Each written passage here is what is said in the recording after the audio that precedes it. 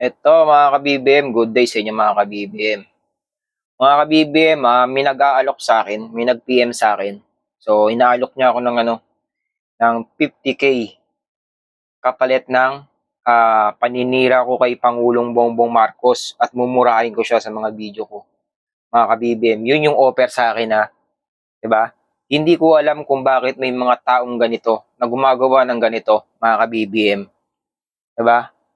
So, inopera niya ako ng gano'n. So, ang masasabi ko lang sa inyo, sa mga gumagawa nito, ayan. So, hindi ko ho magagawa na ipagkalulong yung mga kababayan ko at yung taong gumagawa ng mabuti sa bayan ko. Pangalawa, hindi ko pinagbibili yung dignidad ko para lang kumita ng instant na pera. Para lang ipagbili yung kahihiyan ko, gagawin ko yon. Hindi.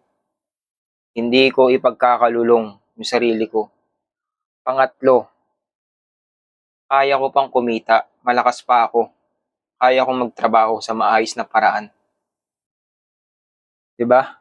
Eto mga ka-BBM, hindi ko alam kung bakit may mga ganito ha. Nung chinek ko yung Facebook niya, dami account, mga ka-BBM.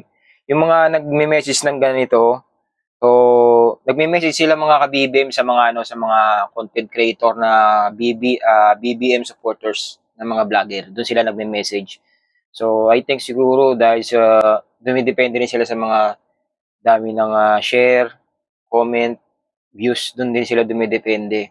So, hindi naman ako sikat na vlogger, hindi rin naman ganun kalakihan yung followers ko. Pero maraming taong naniniwala at sumusuporta sa akin. At yun ang hindi ko hahayaang masira. Kahit bayaran niyo pa ako ng malaki, hindi ko gagawin yan. Diba? Hindi naman siguro ako bobo para hindi mag-isip. Pangalawa, pag ginawa ko yan, unang-una maapektuhan yung pamilya ko, yung reputasyon ko. Diba? Pwede akong makulong kapag ginawa ko yan. Kapalit ng pera, masisira yung buhay ko, yung buhay ng pamilya ko. Kaya sa mga kapwa ko content creator, manawagan ko sa inyo, kapag may nagme-message sa inyo ng ganito, peace lang ho. Wag na wag nyo hong tatanggapin yung offer na ganyan. 'Di ba? Hindi tayo pinanganak na bata. Isipin nyo kung ano yung magiging kahinatnan ng kinabukasan nyo. Huwag tayo tumulad kay Ngongi, 'di ba? Huwag tayo tumulad kay Ngongi o kay Sir Jack Argota. Yan, yung ngongo na yan. Huwag tayo tumulad dyan. Tinan nyo, di ba?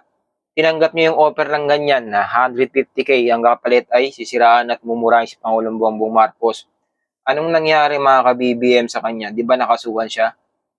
Dahil sa pagpupursige niya na kung ano-ano ang pwede niya maisira kay Pangulong Bongbong Marcos, nakasuhan siya. So, wag nating gagawin yan. Wag nating hayaan matulad tayo sa kanila. Kasi bobo lang ang pumapatol sa ganyan. 'Di ba? Isipin natin mabuti yung kinabukasan natin mga ka-BBM. Kahit malaking pera yan, wag na wag tayong masisilaw. Wag na wag natin ipagkakalulong yung mga kababayan natin, yung bayan natin. May mga anak tayo, may mga bata, 'di ba? Kay Pangulong Bongbong Marcos nakasalalay yung kinabukasan natin, yung mga anak natin, 'di ba? Mga ka-BBM.